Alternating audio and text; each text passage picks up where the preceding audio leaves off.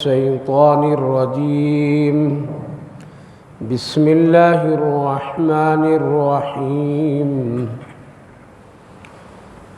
ويسألونك عن المحيض قل هو أذى فاعتزلوا النساء في المحيض ولا تقربوهن حتى يطهرن فإذا تطهرن فأتوهن من حيث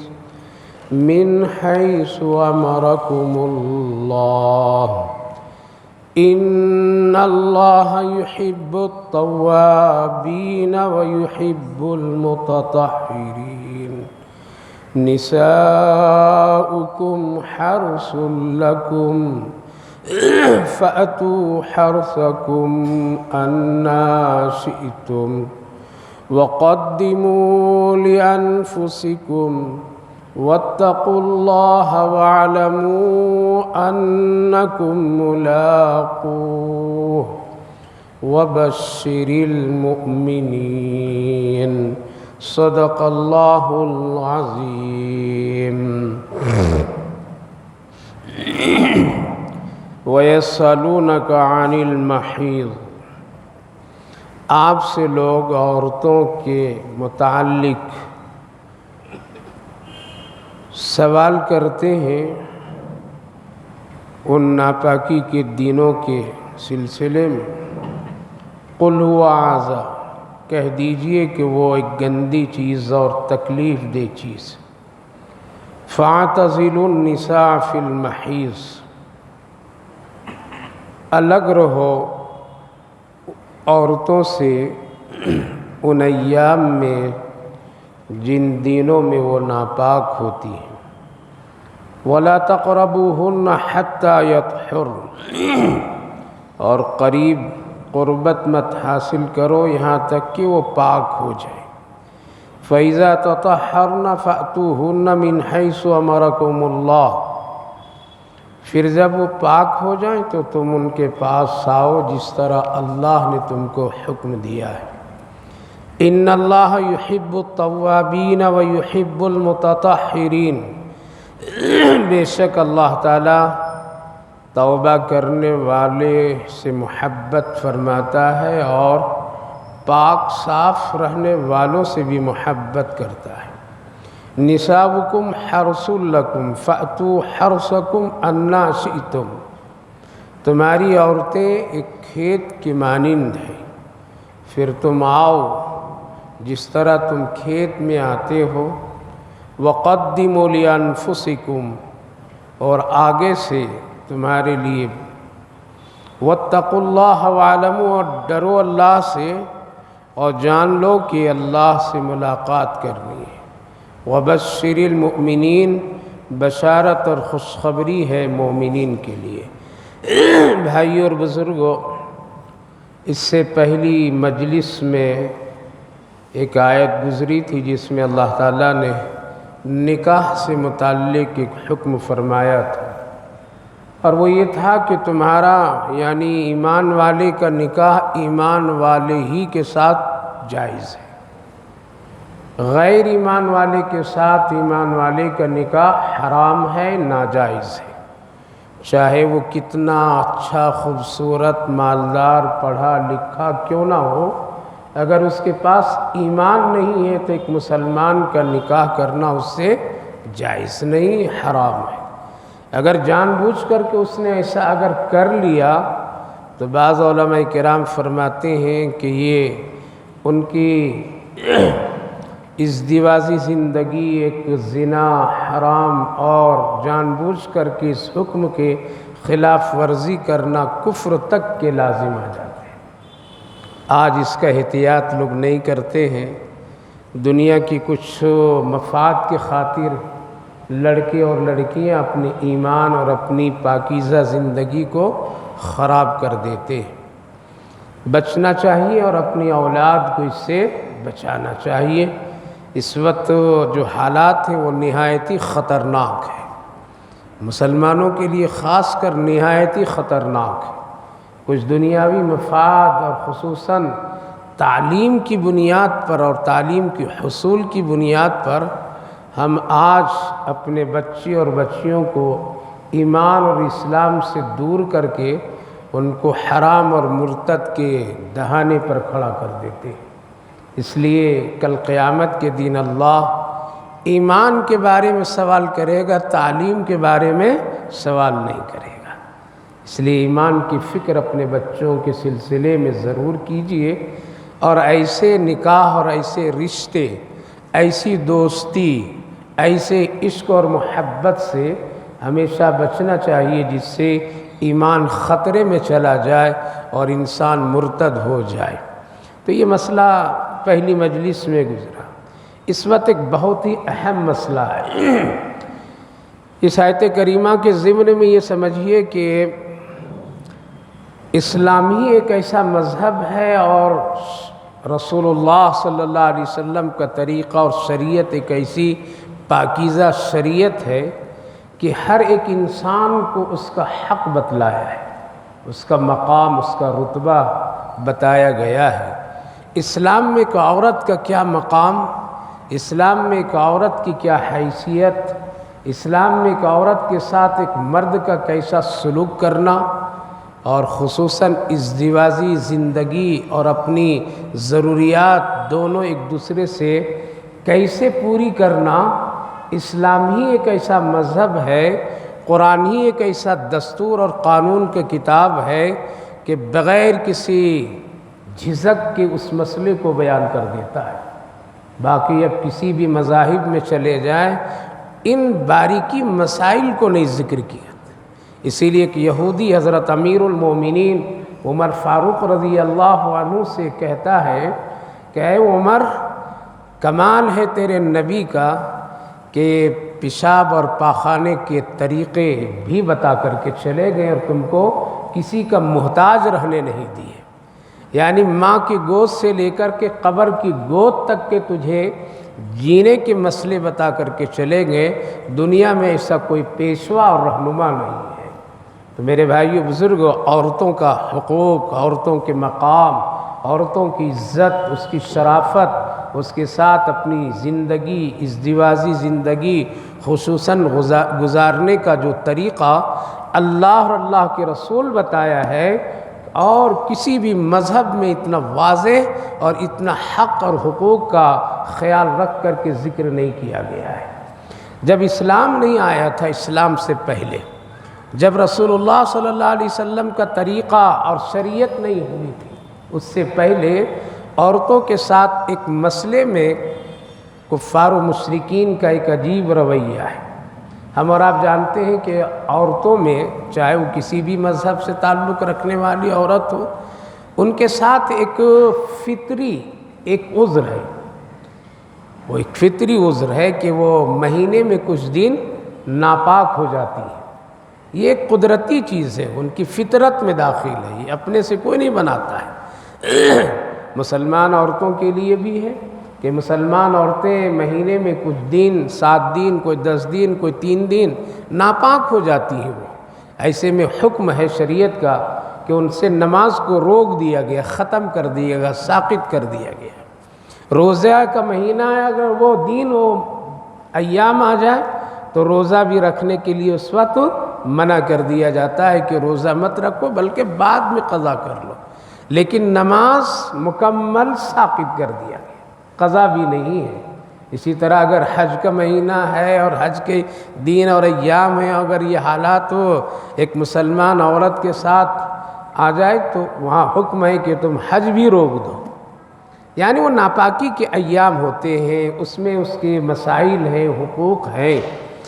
کفار و مشرکین یہ کیا کرتے تھے کہ جب یہ دین ان کے عورتوں کے ساتھ یہ مسئلہ آتا تھا تو ان کو گھر سے باہر لوگ کر دیتے تھے۔ جنگلوں میں ان کے لیے ایک جگہ بنا دیا جاتا تھا ایسی عورتوں کو، اور ان کو دور چھوڑ دیا جاتا تھا۔ ان کے ہاتھ سے لینا دینا، کھانا پینا، ان کو اپنے قریب رکھنا ایک معیوب اور عیب لوگ سمجھتے تھے۔ چھوت سمجھتے تھے، اور یہ سمجھتے تھے یہ عورت بالکل منحوس ہے اور اس میں نحوست آ گئی ہے، یہ ناپاک ہو گئی ہے، لہذا اس کے ساتھ بیٹھنا اٹھنا کھانا پینا یہ سب حرام اور ناجائز۔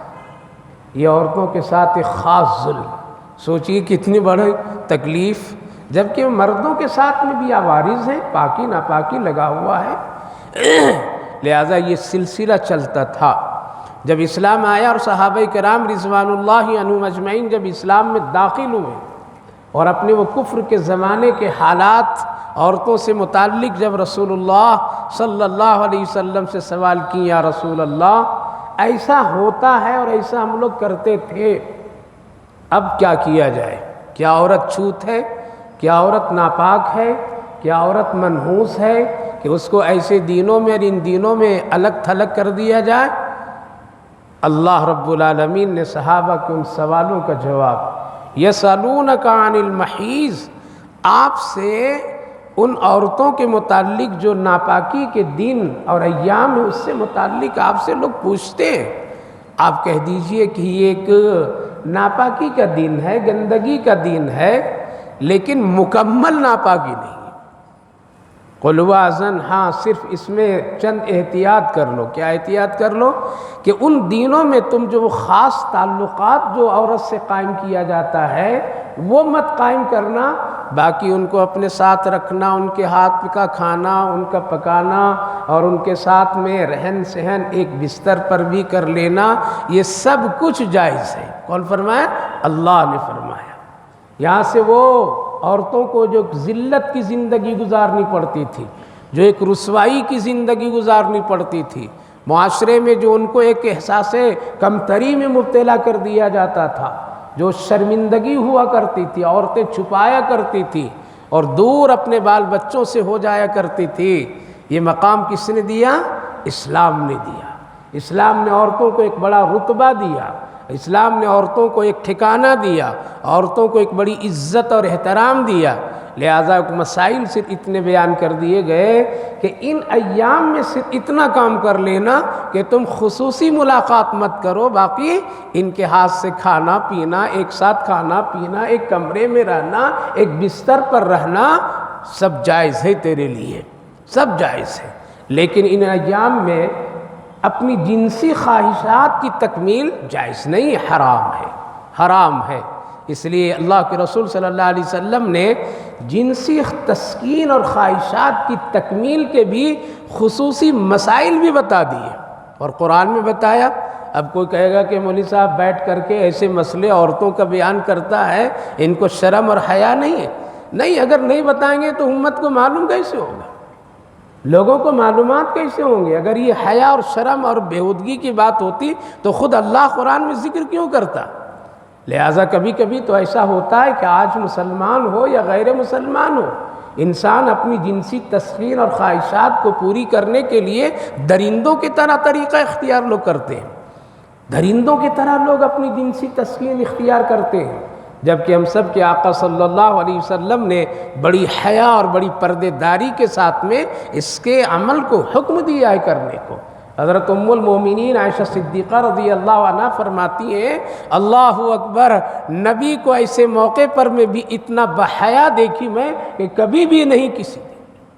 آپ نے اتنا تک کہ بتایا جب تم اپنی خاص ملاقات اپنی عورتوں سے کیا کرو، کتنا کپڑا ہٹانا چاہیے، کتنا اس کے کپڑے کو اپنی ضرورت کے لیے استعمال کرنا چاہیے، اس کے جسم میں کتنی تکلیف وہ سہ سکتی ہو، کتنا دینا چاہیے اور کتنا استعمال کرنا چاہیے، اس لیے کہ وہ بھی ایک جان رکھتی ہے، اس کے بھی ایک کیفیت ہے، لہذا اس کے اندر میں بھی ایک حیا اور شرم ہے، لہذا اس کے کپڑے کتنا ہٹانا، تم اپنے کپڑے کتنا ہٹانا، کتنا بوجھ اس پر ڈالنا، کتنے وہ سہ سکتی ہے، اتنے ہی اس سے اپنی ضرورت کو تکمیل کرنا، یہ سب کون بتائیے؟ اسلام۔ آج اسلام کے علاوہ دوسرے تمام معاشرے میں دیکھیے کہ انسان درندہ بن گیا ہے، انسان جانوروں کی طرح اپنی تسکین کو خواہش کو پوری کرتا ہے، اور غیر تو آج نوجوان مسلمان مرد اور عورت بھی جو شریعت اور دین سے ہٹ کر کے یہ سمجھتے ہیں کہ میرا جسم میری مرضی، ہم جیسے چاہیں اپنی تسکین کر لیں گے۔ میرے بھائیوں، بزرگوں، نوجوانوں، اگر یہ تعلق ایمان سے نہیں تو اور کیا ہے؟ لہٰذا اس میں بھی ادب کا پورا خیال رکھنا چاہیے، احترام کا پورا خیال رکھنا چاہیے، اس میں بھی حیا کا پورا دخل ہونا چاہیے کہ کب شریعت ملنے کا حکم دیتی ہے، کس طرح ملنے کا حکم دیا گیا ہے، کیا نوعیت اس کی ہے، لہٰذا اس کا پورا خیال رکھنا نہایت ہی ضروری ہے۔ اسی لیے بعض فقہاء کرام فرماتے ہیں کہ ایک آدمی اگر خدا نخواستہ، اور تجربے سے بزرگان دین لکھتے ہیں کہ ایسے حالات بھی آتے ہیں کہ اگر ان ناپاکی کے دنوں میں اگر کوئی مسلمان اپنی عورت سے خواہش پوری کرتا اور خدا نخواستہ اگر حمل ٹھہر جائے، اللہ کی مرضی ہو سکتا ہے، کوئی بعید نہیں، حالانکہ وہ دین ہوتے ہیں حمل نہ ٹھہرنے کا، لیکن اگر ہو جائے خدا نخواستہ تو پھر وہ بچے نافرمان اور بیہودہ پیدا ہوتے ہیں، اور اسی لیے فرمایا گیا کہ نکاح کرنے کے وقت میں ان دینوں کا خاص خیال رکھنا چاہیے۔ حالانکہ کوئی آدمی اگر ان دنوں میں ایک عورت اگر ناپاکی کے دن گزار رہی ہے اور اس موقع پر اگر کوئی نکاح کر لیا، نکاح تو جائز ہے، نکاح ہو جائے گا، لیکن کرنے کے لیے احتیاط کا حکم دیا گیا۔ کیوں؟ ہو سکتا ہے کہ ان دنوں میں اگر نکاح کر لیا جائے اور کہیں جذبات کو قابو میں نہ رکھا جائے اور رکھ نہ پائے تو مرد کہیں گناہ میں مبتلا نہ ہو جائے، اس لیے ان دنوں کی تاریخ رکھنے میں، دیکھنے میں خاص احتیاط کرنے کا حکم دیا گیا تاکہ جان بوجھ کر کے کوئی مرد یا عورت گناہ اور حرام کام میں مبتلا نہ ہو۔ یسألونک عن المحیض، یہ دین اور یہ ایام جو ہوتے ہیں اس پر خاص اللہ کا رحم ہوا ہے، اور ماں بہنوں اور عورتوں سے اللہ نے خاص کر نماز کو ہٹا دیا کہ تم ان تکلیف کے دنوں میں میری عبادت مت کرو، لہٰذا جب عبادت سے اللہ روک دیا ہے تو ایک مرد اور عورت کو اپنی جنسی خواہشات کی تکمیل اور پورا کرنے کے لیے ان دنوں میں پرہیز کرنا چاہیے، شریعت پر عمل کرنا چاہیے، شریعت کا پورا خیال رکھنا چاہیے۔ لیکن آج بے احتیاطی کا زمانہ ہے اور انگریزی فیشن مغربیت ہمارے سر سے لے کر کے پاؤں تک کے چھائے ہوئے ہیں، لہٰذا آدمی یہ چاہتا ہے ہم جیسے چاہیں اپنی بیوی کے ساتھ، ہم جیسے چاہیں اپنے مرد کے ساتھ میں اپنی ضرورت کو پوری کر لیں، کیا ہوتا کیا بگڑتا؟ ایمان والے کی شان کے خلاف ہے، ایمان والے کے ایک اخلاق کے خلاف ہے۔ اس لیے جنسی خواہشات کی پوری اور تکمیل کرنا حلال طریقے سے یہ عبادتوں میں سے ایک اہم عبادت ہے، اس سے ایمان کی حفاظت، اخلاق کی حفاظت، تہذیب اور تمدن، حیا کی حفاظت، اس لیے اللہ تعالیٰ نے بڑی واضح طریقے سے بتلایا یسألونک عن المحیض، ان دنوں میں تم قریب مت جاؤ، ولا تقربوہن فاعتزلوا النساء فی المحیض، لہذا جب اللہ کے رسول صلی اللہ علیہ وسلم سے سوال، اللہ کا جواب، تو وہ کفر کا طریقہ جو تھا کہ عورتوں کو جنگل میں چھوڑ دینا، گھر سے باہر کر دینا، ان سے دوریاں اختیار کر لینا، اسلام آنے کے بعد عورتوں کو اللہ نے ایک مقام دیا اور پھر یہ مسئلے کو اللہ نے ختم فرما کر ایک بڑی شرافت اور تہذیب، تمدن، حیا کی زندگی عورتوں کو اللہ نے عطا فرمایا۔ یہ ہے عورتوں کے ایک مقام، اسلام میں جو دیا گیا ہے وہ خاص ایک مقام ہے۔ تو میرے بھائیو بزرگوں اور خصوصاً ماں بہنوں کو چاہیے، اسلامی ایک ایسا مذہب ہے جہاں تیرے سر سے لے کر کے پاؤں تک کے، پاؤں کے ناخنوں تک کے حفاظت کا طریقہ اسلام بتاتا ہے۔ اس کے علاوہ تمام مذاہب میں چلے جائیے، عورتوں کا وہ مقام نہیں ہے۔ آج جتنا ننگا پن، جتنی بے حیائی آج معاشرے میں اس کو بہت اچھا سمجھا جاتا ہے، لیکن یہ اسلام کا طریقہ نہیں ہے۔ اسلام ایک تہذیب، ایک پاکیزہ زندگی عطا فرماتا ہے۔ تو اللہ تعالیٰ نے فرمایا وَلَا تَقْرَبُوهُنَّ حَتَّى يَطْهُرْنَ، ہاں یہ جب پاک ہو جائیں گے تو پھر تم آؤ، ملو، ملاقات کرو، اپنے جینا سینا اچھا سے رکھو۔ فَاتُوهُنَّ مِنْ حَيْثُ أَمَرَكُمُ اللَّهُ، اللہ نے پھر جیسا حکم دیا ہے تم کو ملنے کا، رسول اللہ صلی اللہ علیہ وسلم نے جس طرح حکم دیا ہے تجھے ملنے کا، کتابیں پہلے پڑھیے، کتابیں پڑھیے، علماء نے ایسی کتابیں بڑی وضاحت کے ساتھ لکھ دی ہیں، لہذا پڑھنا چاہیے۔ نکاح سے پہلے ان کتابوں کا بچے اور بچیوں کو مطالعہ کرنا چاہیے، گھر میں اس کا اہتمام کرانا چاہیے۔ اسی لیے تو میں پہلے بھی کئی مرتبہ بولا کہ حضرت عمر رضی اللہ عنہ کے پاس اگر کوئی لوگ آتے تھے کہ میری بیٹی یا میرے بیٹے کا نکاح پڑھا دیجئے، تو آپ پہلا سوال کرتے تھے کیا یہ سورہ نساء اور سورہ نور پڑھی ہیں؟ یہ ان کی نکاح کے گویا کہ ایک ڈگری، ایک سند، کیا سورہ نساء پڑھ لی؟ سورہ نساء پڑھ لیا؟ سورہ نور کی مطالعہ ہو گیا؟ سورہ نور کی تفسیر اور اس کے مطلب جان لیے یہ دونوں؟ اگر یہ لوگ کہہ دیتے تھے ہاں امیر المومنین ان دونوں کو سورہ نور اور نساء پڑھا دیا گیا ہے، تب تو نکاح پڑھاتے تھے، اور اگر نہیں تو پھر فرماتے تھے پہلے اس کو پڑھا کر کے لاؤ۔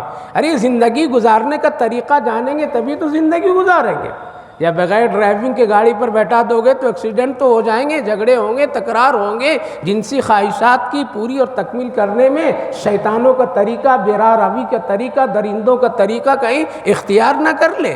اس لیے قرآن اور حدیث کی روشنی میں اپنی اس پاکیزہ زندگی کو خوبصورت گزارنی چاہیے۔ جتنا پاکیزہ اور سنت کے طریقے سے ایک شوہر اور ایک بیوی آپس میں اپنی خواہشات کی تکمیل کرتے ہیں، اتنا ہی ان کی اولاد شریف، نیک اور اچھے لوگ نکلتے ہیں۔ بزرگوں نے ایک واقعہ لکھا ہے کہ ایک آدمی جب نکاح کیا ایک ایسی عورت سے، جو عورت بڑی حیا، با پردہ رہنے والی، پردے کے ساتھ اپنی زندگی شروع کی۔ اسی حالت میں ان کا ایک بچہ ہوا۔ کچھ دنوں کے بعد میں شوہر کہنے لگا یہ پردہ وردہ ہٹاؤ، سب یہ کتنا پردہ، یہ سب کیا چیز، اس لیے مجھے پردہ پسند نہیں ہے، اتنا پردہ مت کرو، ہاں کبھی کبھار کر لو لیکن اتنا پردہ کرنے کی ضرورت نہیں ہے۔ آج بھی ایسے حالات بن گئے ہیں، ایسے ہیں، وہ ایسے لوگ آ گئے ہیں، وہ سوچتے ہیں بس یہیں رہنا ہے، کیا بنا لیا یہیں، کیا ہمیشہ کی زندگی کے کوئی ایسا کوئی آب حیات پی لیا ہے کیا، مرنا نہیں کیا؟ میں نے کہا اتنا پردہ کی ضرورت نہیں ہے، اس لیے کم کر دو یا بالکل نہ کرو، ہم تو خوش ہیں۔ عورت سمجھائی لیکن شوہر سمجھا نہیں، شوہر سمجھا نہیں۔ جب شوہر سمجھا نہیں تو پھر عورت مجبور اپنے اس حال پر آ گئی۔ اب یہ بے پردگی کے زمانے میں ایک بچہ ہوا، 2 بیٹے ہو گئے، کتنے؟ ایک ہے وہ بچہ جو پردے کے زمانے میں ہوا، ایک دوسرا بچہ وہ ہے جو بے پردگی کے زمانے میں ہوا۔ جو بچہ بے پردگی کے زمانے میں ہوا بڑا شریر، کبھی باپ کو ٹھوک دیتا، کبھی محلے میں گالیاں دیتا، کبھی ادھر شرارت، کبھی ادھر شرارت، کبھی یہ کبھی وہ، فلاں ڈھگا، پورا پریشان، باپ بہت پریشان، ارے یہ کیا ہے۔ اور ایک بچہ ہے جو بڑا شریف ہے، ادب ہے، احترام ہے، سنجیدگی ہے، نیکی ہے، ساری چیزیں اس میں نظر آ رہی ہے، اور ایک بچے میں جو اس طرح بدماشی، شرارت ہے۔ شوہر نے ایک دن اپنی بیوی سے بڑی خوش اور اطمینان کی حالت میں پوچھا، بچہ تو دونوں ہمارا تیرا ہے، اس میں کوئی فرق نہ، کوئی رائے نہیں ہے، اس میں کسی طرح سے کوئی شک و شبہات بھی نہیں ہے، تیرا بچہ میرا بچہ یہ دونوں، لیکن اتنا زمین آسمان کا فرق اس میں کیسے آ گیا؟ ایک میں نیکی، ایک میں بڑی عزت، بہت احترام، ماں باپ کی باتوں کو مان لینا، محلے میں کوئی شکایت نہیں، کہیں کسی طرح سے کوئی بدماشی، شرارت نہیں۔ دوسرا جو بچہ ہے وہ اتنا شریر، بدماش، جدھر جاؤ سب ٹوکتے رہتے ہیں کہ بھائی تیرا بچہ یہ کیا، وہ کیا، فلاں کیا، فلاں کیا۔ آخر ایسا کیوں ہے؟ بیوی بھی شوہر کے منڈ آج دیکھ لی کہ آج یہ بندہ ذرا ہے منڈ میں، ایک ہی جواب دی، پہلا بچہ جو نیک نظر آ رہا ہے آپ کو یہ پردے والے زمانے کا بچہ ہے، اور یہ دوسرا جو بدماش شریر نظر آ رہا ہے یہ بے پردگی والے زمانے کا بچہ ہے۔ بس غذا سے اس کا تعلق نہیں ہے کہ ہم اپنے بچے کو اچھے کپڑے پہنا دیں گے، اچھی اسکول میں اس کو تعلیم دلا دیں گے، اس کو بہترین تعلیم یافتہ کے ساتھ اس کو ٹیوشن دلا دیں گے، اس کو مہینوں چھٹیوں میں اس کو دنیا کے سیر و تفریح کرا دیں گے تو یہ بچہ بڑا نیک بنے گا۔ نہ، نیکی کا تعلق ماں باپ کی نیکی سے ہے۔ اگر ماں باپ نیک تو بچے بھی نیک، ماں باپ کا زمانہ اور زندگی پاکیزہ تو بچے بھی پاکیزہ۔ لہذا پردہ اور بے پردگی میں اتنے فرق آ جاتا ہے میرے بھائیو بزرگوں، تو اب بچے کہاں سے فرما بردار بنیں گے؟ گھر گھر یہ شکایت ہے، گھر گھر ہے، گلی گلی ہے، فرد فرد کا ہے، میرا بچہ بگڑ رہا ہے، میری بچی بگڑ گئی ہے، میرے ہاتھ سے نکل گیا ہے، میرے ہاتھ سے چلا گیا ہے۔ کیوں نہیں جائے گا؟ ہم نے کبھی اس کے لیے دینی فکر نہیں کیا، دنیا میں فکر تو کر لیا۔ ہم نے اس کو دنیا بنانے کے لیے ہزاروں کوشش تدبیریں کر لی ہیں، لیکن نیک بنانے کی فکر ہم نے نہیں کیا ہے، تو ہاتھ سے نکلے گا نہیں تو اور کہاں سے نہیں نکلے گا۔ اس لیے آج بچوں کی بے راہ روی، بچوں کی یہ ساری حالات جو ہیں میرے بھائیوں بزرگوں ماں بہنوں، یہ سمجھ لیجئے یہ آج کے جو گناہوں کے ماحول میں ہم زندگی گزارتے ہیں، یہ اس کے اثرات ان پر چڑھتے ہیں۔ اسی لیے ناپاکی کے زمانے میں خوب پرہیز کرنا چاہیے۔ اس مسئلے سے علماء کرام لکھتے ہیں کہ زیادہ مرد ہو یا عورت ہو ناپاک نہیں رہنا چاہیے۔ سمجھے؟ ناپاک کبھی کبھی ایسا ہوتا ہے، اگر رات میں ناپاکی ہماری ٹوٹ جاتی خدا نخواستہ کسی بھی وجہ سے، تو ہم یہ سمجھتے ہیں کہ جب آفس جائیں گے 10 بجے تب غسل کر لیں گے، یا آج نہیں جا رہے ہیں تو 2 بجے نہا لیں گے، غسل کر لیں گے۔ کیا ضرورت ہے؟ آج تو سنڈے ہے، آفس بھی نہیں جانا ہے، آرام سے سونے دو، آرام سے اٹھیں گے، پھر فریش ہوں گے، غسل کریں گے۔ یہ عورتوں کا بھی خیال، مردوں کا بھی خیال۔ اللہ کے رسول صلی اللہ علیہ وسلم کا عمل یہ ہے۔ حضرت ام المومنین عائشہ صدیقہ رضی اللہ عنہا فرماتی ہیں کہ اللہ اکبر، نبی کی اگر ناپاکی ٹوٹتی تھی تو آپ پہلے وضو فرما لیتے تھے جلدی جلدی، اور یوں فرماتے تھے غسل کا انتظام جلدی کرو، تاکہ اتنی دیر تک کے بھی ہم کیا کریں؟ بے وضو ہو کر کے نہ رہے، اللہ ناپاکی کی اثرات نہ رہے۔ آج تو مرد اور عورت تو سوچتا ہے کہ سنڈے ہے، ہماری غسل ٹوٹ گئے، وضو ٹوٹ ہو گئے، طہارت ٹوٹ گئی ہے، چلو کریں گے۔ اتنے دن میں خدا نخواستہ اگر روح نکل گئی تو کیا ہوگا؟ ناپاکی میں روح نکلے گی۔ جتنا آدمی جتنا ایمان والا ناپاکی کی حالت میں وقت گزارتا ہے، شیطان اتنا زیادہ اس پر غلبہ ڈالتا ہے، اثر ڈالتا ہے۔ اسی لیے اللہ کے رسول صلی اللہ علیہ وسلم نے ارشاد فرمایا، ناپاکی جب تمہاری ٹوٹ جایا کرے تو کم سے کم غسل کے انتظام اور انتظار تک کے کم سے کم تم باوضو رہا کرو۔ اسی لیے فقہاء کرام مسئلے لکھتے ہیں عورتوں کے سلسلے میں، جب یہ ناپاکی کا دن ان کو گزارنا پڑے اور ان پر ابھی غسل نہیں ہے تو کم سے کم وہ وضو کی حالت میں رہا کریں۔ وہ کھانا جب پکائے کریں تو وضو کی حالت میں پکائے کریں، تاکہ اس پاکی کا کم سے کم اثر ہو۔ پاکی اور ناپاکی کا بھی کھانے پینے رہنے سہنے پر اثر ہے۔ حضرت خواجہ نظام الدین اولیاء دلی میں بزرگ ہے، آرام کر رہے، بڑے وقت کے ولی تھے، اللہ نے ولایت سے نوازا تھا، بچپن سے ولایت کی ان پر ایک بو اور رنگ چڑھا ہوا تھا۔ اپنے ماں کے ساتھ میں جب وہ اپنے ماموں کے گھر گئے ہوئے تھے، اور جب وہاں کھانا بہت عمدہ قسم کا ان کے سامنے پیش کیا گیا، اور جب کھانے کے وقت میں دسترخوان پر بیٹھے، ماں بھی سامنے ہے، ابھی عمر تو ان کی 7-8 سال کی ہے،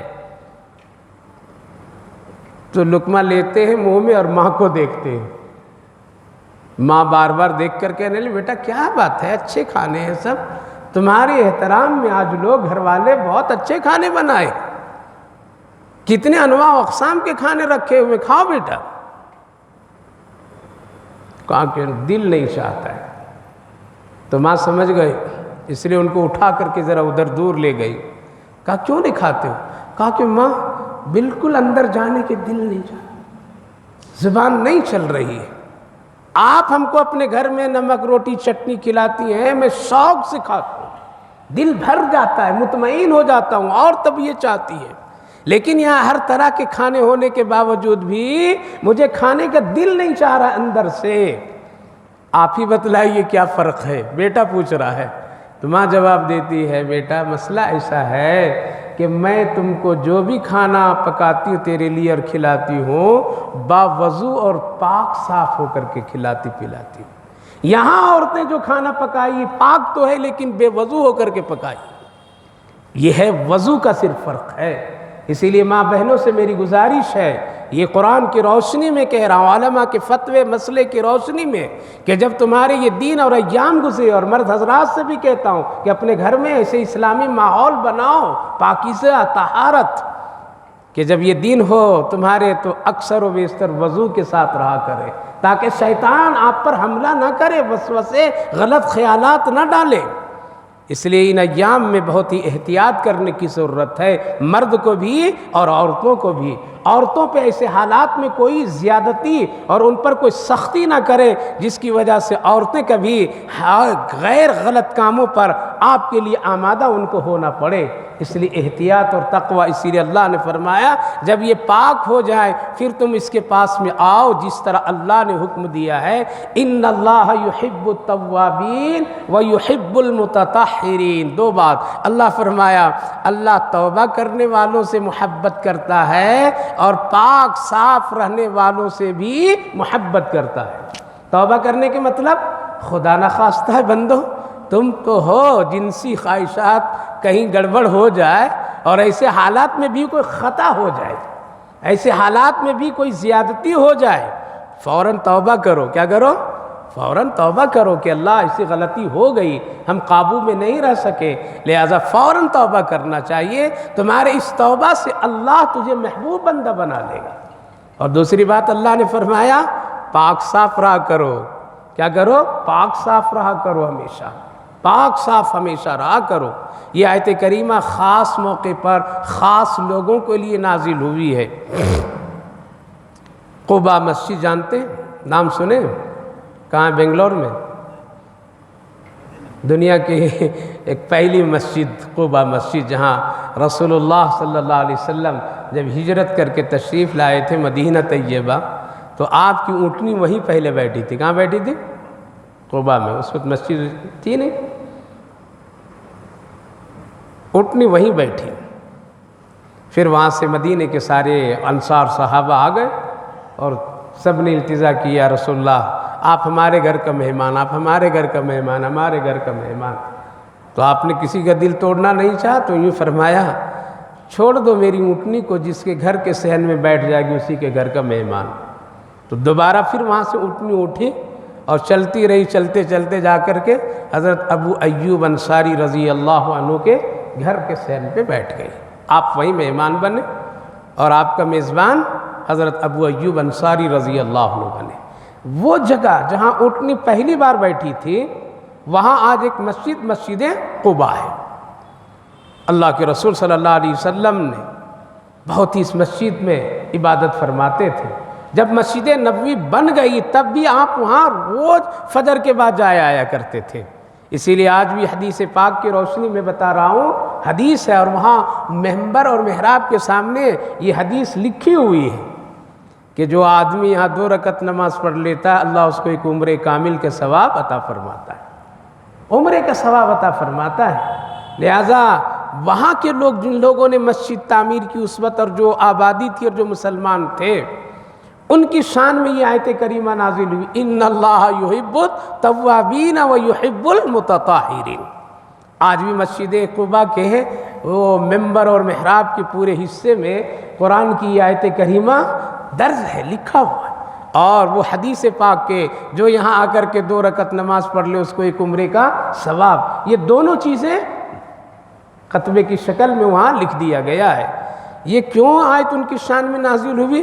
وہ لوگ پاکی کا بڑا احترام کرتے تھے، احتیاط کرتے تھے۔ استنجا کرتے تھے تو پہلے ڈھیلے بھی استعمال کرتے تھے اور ساتھ ساتھ کیا کرتے تھے؟ پانی کا بھی استعمال کرتے تھے۔ جب یہ آیت کریمہ نازل ہوئی تو اللہ کے رسول صلی اللہ علیہ وسلم نے قباء کے محلے والوں کو بلایا اور آپ نے پوچھا تم لوگ کتنے محبوب ہو اللہ کے کہ اللہ رب العالمین نے تیری شان میں آیت نازل کر دی ہے، ان اللہ یحب التوابین ویحب المتطہرین۔ تم کیسے پاک رہتی ہو؟ تیرے پاک صاف رہنے کا طریقہ کیا ہے؟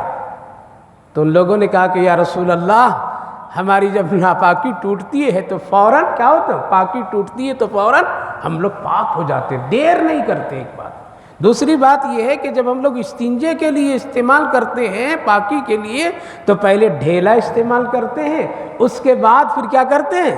ہم پانی کا بھی استعمال کرتے ہیں۔ عام طور پر میں مدینہ طیبہ میں پانی کی کمی تو لوگ ڈھیلے پر اکتفا کر لیتے تھے. کیا کرتے تھے؟ ڈھیلے پر اکتفا کرتے تھے، پانی استعمال نہیں کر پاتے تھے. اس محلے والوں کی عادت تھی کہ پاک صاف رہو تو ڈھیلے بھی استعمال کرتے تھے اور پانی بھی استعمال کرتے تھے. تو اللہ کے رسول کو سنائے یا رسول اللہ ہم لوگ اس طرح سے طہارت حاصل کرتے ہیں. تو آپ نے فرمایا بس اسی طہارت کی بنیاد پر اللہ نے تجھے اپنا محبوب بندہ ہونے کی ایک سند دے دیا. ان اللہ یحب التوابین ویحب المتطہرین. اب پاکی کا حالت تو اتنے برے ہیں مسلمانوں کے، اللہ حفاظت فرمائے. نہ گھر صاف ہے، نہ گھر کے باہر صاف ہے، نہ مسلمان کی گلی کوچے صاف ہیں، اور نہ اپنے خود صاف ستھرا. کھڑے کھڑے پیشاب کرنے کی عادت مسلمانوں کی بن گئے. گھروں میں بھی اس طرح کے استعمال ہوتے ہیں. پاکی اور اس لیے کہ چھینٹے قطروں کا کوئی خیال نہیں رکھا جاتا ہے. ناپاک کپڑے پاک کپڑے ایک ساتھ ملا کر کے دھو دیا جاتا ہے. مشینوں میں جتنے کپڑے آج کل دھولے جاتے ہیں گھر میں، اس میں پاک ناپاک دونوں ملا دیے جاتے ہیں اور لوگ اسی کو پھر استعمال کرتے ہیں. مسئلے کو کوئی اس کا احتیاط نہیں کرتا ہے. اور پھر ساتھ ساتھ ایک نئی چیزیں جو ہم لوگ میں شروع ہو گئی ہے، تو کبھی کبھی نوجوان ماڈرن قسم کے لوگ اس کو اختیار کرتے ہیں. وہ کیا ہے؟ ٹیشو پیپر استعمال ہوتا ہے نا. پیپر استعمال کر لیا، استنجا کیا، پیپر استعمال کر لیا. کون ہاتھ لگائے، کون پانی لگائے، اسی پر اکتفا کر لیا اور وہ سمجھا کہ میں پاک صاف ہوں. ارے پانی رہتے ہوئے صرف اس پر اکتفا کر لینا تمہارے لیے پاکی کامل نہیں ہے. اس لیے ہاں پیپر اگر آپ نے استعمال کیا ہے تو ساتھ ساتھ کیا کرو؟ پانی بھی استعمال کرو، تب کہیں جا کر کے آپ کو طہارت کامل حاصل ہوں گے. لیکن ماڈرن قسم کے خیالات، لوگوں کو دیکھا دیکھی، ارے ان لوگوں کا نقل مت کیجئے جو لوگ کبھی بھی پانی استعمال نہیں کرتے ہیں، پیپروں پر زندگی گزارتے ہیں اور کچھ پرفیوم وغیرہ استعمال کر کے بظاہر وہ خوشبو چھڑک لیتے ہیں تو سمجھتے ہیں کہ یہ بڑے اچھے لوگ ہیں. اندر کی ناپاکی رہ جاتی ہے. اللہ نے ڈھیلے کے استعمال کرنے پر، پانی کے استعمال کرنے پر بھی فرمایا یہ علاقے کے لوگ، قبا کے لوگ بڑے میرے محبوب ہیں. اس لیے گھروں میں پاک کی صفائی رکھیے، اہتمام کیجیے، کپڑے پاک صاف پہنیے، اپنے ارد گرد بھی پاک کی صفائی کا پورا خیال رکھیے. پیشاب کے قطروں کو جب تک کہ مکمل خارج نہ ہو جائے اس وقت تک کہ اٹھ کر کے بھاگنے کی کوشش نہ کیجیے. ہو سکتا ہے پیشاب کے قطرے آتے رہیں اور آپ بھاگ جائیں تو پھر کپڑا خراب ہو جائے اور پھر آپ کی پاکی ٹوٹ جائے اور ناپاکی کی حالت میں آپ کا وقت ہو. اس لیے ہم لوگ جلد باز ہیں، کھانے میں بھی جلدی اور وہاں بھی جلدی. بس کہاں جائیں گے؟ اطمینان سے کھاؤ، اطمینان سے پاکی حاصل کرو. اس کے ساتھ ساتھ یہ بھی عرض ہے کہ مساجد میں طہارت کا بہت خیال رکھنا چاہیے. خصوصاً استنجا خانہ، بیت الخلاء، وضو خانہ، یہ 3 جگہ پر بہت ہی احتیاط اور اہتمام کرنا چاہیے. اس لیے کہ یہ ساری جگہیں کیا ہے؟ شیطانوں کے اڈے ہوتے ہیں جہاں انسان کو گمراہ کرنے کی پوری کوشش کرتا ہے. اور خاص کر کے گھر کے بیت الخلاؤں کو بہت ہی صاف رکھنا چاہیے، کثرت سے پانی بہانا چاہیے، ناپاکی کا دور رشتہ نہیں رہنا چاہیے. گندگی ہو جائے تو فوراً صاف کیجئے، ورنہ آپ کا ہمارا وہ شیطان دشمن جو ہے وہی ٹھکانہ بناتا ہے اور پھر وہاں سے گمراہی، غلط خیالات، وسوسے، بلائیں، مصیبتیں سب ہمارے گھر میں داخل ہو جاتے ہیں. اس لیے میرے بھائیو بزرگوں، ہمیشہ پاکی، صفائی یعنی طہارت کا کامل مکمل حصے کو اپنانا چاہیے. اور خصوصاً جنسی تعلقات پیدا کرنے میں، اپنی بیویوں سے خواہشات کو پوری اور تکمیل کرنے میں بہت ہی احتیاط کا معاملہ کرنا چاہیے. انگریزوں اور مغربی دنیا کے طرز ہرگز مت اختیار کیجیے، ورنہ کہیں ایسا نہ ہو کہ ہمارے آل اولاد اور نسلوں پر اس کا اثر پڑ جائے. اللہ نے فرمایا نساؤکم حرث لکم فاتوا حرثکم. آخری آیت بڑی عجیب و غریب اللہ فرما رہا ہے. معنی اور لفظ سنیں گے تو لوگ بدک جاتے ہیں. یہی تو ہے کہ قرآن کے اسرار و رموز، اس کی باریکی اور اس کی حکمت کو نہیں سمجھتے، ظاہری لفظ پر دنیا بھڑک جاتی ہے. اللہ فرمایا نساؤکم حرث لکم، لفظی ترجمہ ایسا، تمہاری عورتیں تمہارے لیے کھیتی ہے. کفارو دوسرے دشمن اسلام نے کیا کیا؟ مذاق اڑا دیا. دیکھ اسلام عورت کو مقام کہاں دیتا ہے؟ عورت کو کتنا گرا دیا، عورت کے لیے کیا کہہ دیا قرآن نے، اسلام نے؟ کیا کھیت ہے وہ؟ قرآن کہہ رہا ہے کہ عورتیں تمہارے لیے کھیت ہے۔ یہ تو کہتے کہ مذاق اڑا دیتے۔ اب ہماری ماں بہنیں اگر خدا نخواستہ نہ قرآن کا علم، نہ عالموں کی بات سنا ہے، نہ دین کے مسئلے معلوم، وہ بھی اسی راہ پر بہ جاتے ہیں۔ ہاں صحیح بول رہے، قرآن کہہ رہا ہے ہم کو کھیت بنا دیا، ہم کو یہ کہہ دیا، ہمارا مقام مرتبہ گھٹا دیا۔ غور کیجئے اس حکمت پر، اللہ اکبر اللہ اکبر۔ اس لفظ ظاہر پر، حرث لکم، عورتیں تمہارے لیے کھیت ہے، اس کی حکمت اگر اللہ کی حکمت کو جان لیں گے تو قسم خدا کی اسلام سے بہترین اصول کسی مذہب نے عورتوں کو نہیں دیا۔ کیا مطلب ہے کہ عورتیں تمہارے لیے کھیت ہیں؟ فاتو حرثکم انا شئتم، آؤ تو اپنے کھیت میں جیسے چاہو، لیکن تم آگے کی جانب سے آنا، یہ اللہ کو پسند ہے، تیرے لیے بہتر ہے۔ کھیت کا مطلب اس لیے لکھا ہے کہ ایک کسان کھیت پر کتنی محنت کرتا ہے نہیں کرتا ہے؟ محنت کرتا ہے، زمین نرم کرتا ہے، اس زمین میں اگر کوئی تن کے ان کے الا بلا ڈھیلے پتھر ہوتے تو اس کو چونتا ہے، کھیتی کے لائق بناتا ہے۔ کیا کرتا ہے؟ کھیتی کے لائق بناتا ہے۔ جب وہ زمین کھیتی کے لائق بن جاتا ہے تو اس میں وہ دانہ ڈالتا ہے۔ کیا کرتا ہے؟ دانہ ڈالتا ہے۔ اب اگر اس میں وہ دانے پیدا ہوتے ہیں اور وہ کھیت بالکل ظاہر اس میں ہریالیاں آ جاتی ہے، پھر کیا کرتا ہے وہ اس کی نگرانی کرتا ہے، پوری نگرانی کرتا ہے، دیکھتا ہے کہیں کوئی جانور نہ آ جائے، کوئی درندے پرندے نہ آ جائے، کوئی جانور آ کر کے اس کو خراب نہ کر دے، لہٰذا کڑی نگرانی کرتا ہے۔ اور کیا کرتا ہے؟ باڑھ ڈال دیتا ہے۔ کیا کرتا ہے؟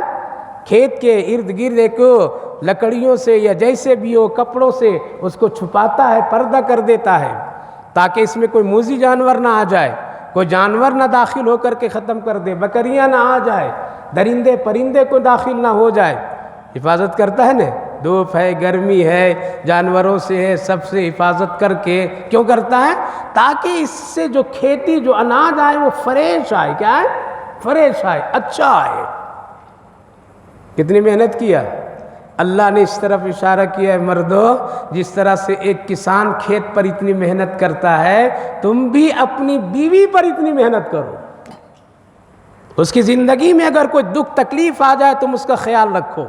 جس طرح سے کسان کھیت میں اگر کوئی کنکر بالو پتھر اللہ بلا ایسی چیزیں جو کھیتی کو روکنے والی چیز ہوتی ہے اس کو چھانٹتا ہے، چنتا ہے، اسی طرح سے اگر اس میں کسی طرح سے کوئی خرابی آ جائے تو کیا کرو؟ تم محبت سے اس کو ٹھیک کرو، جھگڑے نہ کرو، تکرار نہ کرو۔ کیا کسان کھیت کو خراب کر دیتا ہے؟ کیا کہہ دیتا ہے کہ اب نہیں، بلکہ اس کو ٹھیک کرتا ہے۔ اسی طرح سے اگر خدا نخواستہ کوئی زندگی میں تن کے تکلیف کے آ جائے، کوئی ڈھیلے روڑے آ جائے جو تمہاری زندگی کو خراب کرنے والی ہو، تو اے مردو تم اس کی کیا کرو؟ حفاظت کرو، محبت پیش کرو، اس خرابی کو نکالو۔ یہ ہے کھیت کہنے کا حکمت۔ دوسری بات، ایک کھیت میں دو کسان کھیتی کر سکتا ہے؟ ایک کھیت ہو، اسی میں دو کسان آ جائیں کہ ایسا ہے کہ میں گیہوں لگا دیتا ہوں اور تم یہ چاول لگا لو، یا میں یہ کرتا ہوں ہم ٹماٹر لگا دیتے ہیں۔ جس طرح سے ایک کھیت میں دو کسان کھیتی نہیں کر سکتا ہے، اسی طرح سے ایک عورت کا دو شوہر نہیں بن سکتا ہے۔ یہ ہے حرث لکم کہنے کی حکمت کہ عورت تمہارے لیے کھیت کی مانند ہے۔ جس طرح سے ایک کسان ایک کھیت میں دو آدمی کھیتی نہیں کر سکتا ہے کہ ہم ٹماٹر اگا لیں گے تم انگور اگا لو، ہم چاول پیدا کر لیں اور تم گیہوں پیدا کر لو، ہم جو کر لیں گے تو آلو کر لو، نہیں، ایک ہی کسان ایک ہی اناج اس میں، ہاں اگر کوئی ڈال بھی دے تو ہو تو جائے گا لیکن وہ فصل صحیح نہیں ہوگا۔ اسی طرح ایک عورت میں اگر دو مرد اپنی کھیتی کر دے گا تو اولاد تو ہو جائیں گے، بچے پیدا ہو جائیں گے، لیکن وہ صحیح نسل والے نہیں ہوں گے۔ اسی لیے اللہ نے فرمایا تمہارے لیے کیا ہے؟ عورت کھیتی کے مانند ہے۔ پھر اس کھیتی میں جب دانہ ڈالا جاتا ہے تو امید کیا ہوتی ہے؟ امید یہ ہوتی کہ اس سے کھیت سے جو پیداوار ہو، جو کھیتی اس سے ہوگی، چاہے وہ گیہوں ہے، ٹماٹر ہے، آلو ہے، انگور ہے، کچھ بھی ہے، وہ کیا ہو؟ فریش آئے، اچھا آئے۔ تو مرد بھی عورت بھی یہی چاہتی ہے کہ ہمارے سے ایک نسل اچھی آئے، کیا ہے؟ ایک اولاد اچھی آئے جس سے خاندان وجود میں آ جائے۔ اس لیے اللہ رب العالمین نے ان حکمتوں کی وجہ سے کیا فرمایا؟ عورت تیرے لیے کیا ہے؟ کھیتی کی مانند ہے۔ جس طرح سے کسان کھیتی کا رات دن حفاظت کرتا ہے، سردی گرمی میں حفاظت کرتا ہے، بارش طوفان میں حفاظت کرتا ہے، درندے پرندے سے حفاظت کرتا ہے، اس کے لیے پردہ کرتا ہے، اس کو پانی دیتا ہے، ہوا کا انتظام، ساری چیزوں کا خیال رکھتا ہے، تو بھی اپنی بیوی کا پورا خیال رکھو، پردے میں بھی رکھو، کھانا پینا بھی دو، پانی بھی دو، کپڑا بھی دو۔ طبیعت خراب ہو جائے، کوئی روڑے بیچ میں اٹکا دے کوئی، تو اس کو تم چھانٹو محبت کے ساتھ میں۔ اس سے پھر جو تمہاری نسلیں پیدا ہوگی اس سے اچھی امید رکھو۔ اگر تیری اس کھیتی میں کوئی دوسرا کھیت کر دے گا تو پھر وہ بچہ حرام کہلائے گا۔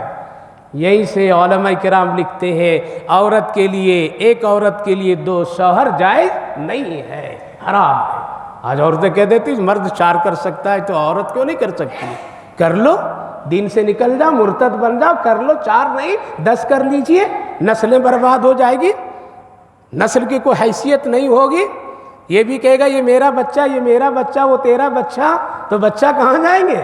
اس لیے اسلام کا بہترین اصول، اور اللہ نے کتنا پیارا جملہ، لہذا قرآن کی جب اسرار و رموز، اللہ کی حکمت، قرآن کی گہرائیوں پر جب نظر ڈالیں گے، قسم خدا کے لفظ میں ہمارے لیے خیر ہے، ہمارے لیے بہتری ہے، ہمارے آل اولاد کے لیے بہتری ہے۔ اسی لیے اللہ فرمایا نساؤکم حرث لکم، عورتیں تمہارے لیے کھیت کی طرح ہیں، جس طرح کسان کھیت کی حفاظت کرتا ہے تو بھی اس کی حفاظت کر، بے راہ روی مت چھوڑ دے۔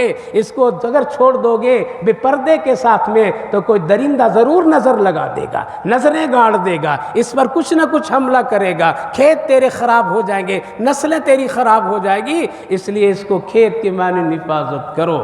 فاتو حرثکم انا شئتم، اپنی خواہشات پوری کرنے کے لیے اس کے ساتھ تم آؤ، جیسے چاہو آؤ، لیکن